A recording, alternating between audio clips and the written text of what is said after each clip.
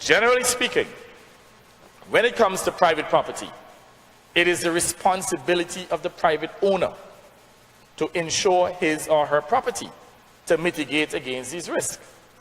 So if, for whatever reason, the private property holder is unable to insure, then that risk falls on the private property holder, not the government.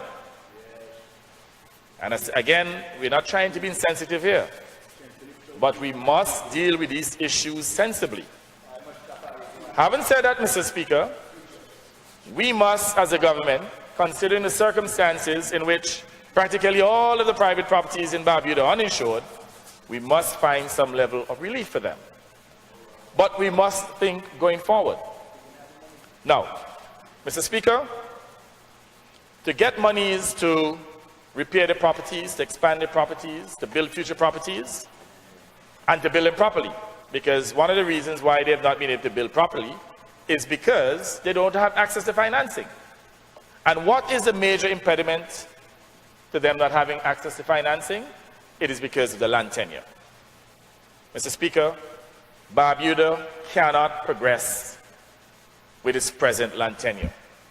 There is no country in the world that can progress without a proper or a well-developed property rights system. And let us deal with facts now. And this is a controversial part. And I can see at least one member on the other side frowning. The reason why we're discussing this issue now, Mr. Speaker, because we believe that with this crisis and the fact that we are operating as a unified nation, that this is a time to put aside the politics and to look on the issue or issues based on their merits, not based on red or blue or on sentimentality, but to let us look at the facts and to make a determination as to what we need to do to ensure a sustainable Barbuda. So, Mr. Speaker, I've made a point that they have not had access to financing because primarily they have no land tenure. In fact, Mr. Speaker, and this is no disrespect, Barbudans have been literally relegated over the years to squatters. And let me tell you why, Mr. Speaker, and I'm not trying to be controversial here.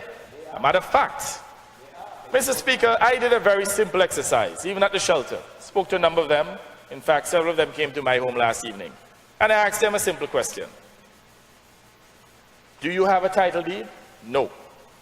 Do you have a lease for the land on which your property is located? No. Do you have any documentation to confirm that you own the land in common? No.